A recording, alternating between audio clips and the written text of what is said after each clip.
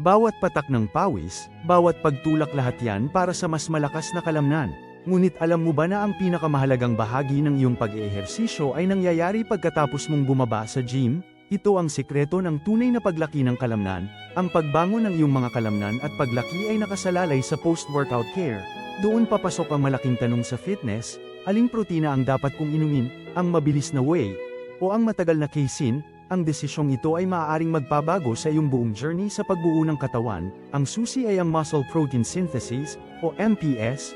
Ang whey ay mabilis na nagpapataas ng MPS, perpekto para sa agarang repair pagkatapos ng workout, ngunit saglit lang. Ang casein naman ay dahan-dahan, patuloy na nagbibigay ng amino acid sa matagal na panahon, mainam para sa pagpapanatili ng MPS, lalo na habang natutulog ka.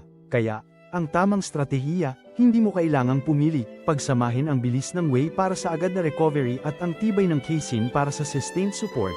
Ang pag-unawa sa kanilang pagkakaiba ang magdadala sa iyo sa pinakamagandang resulta. Huwag magpahuli sa impormasyong ito.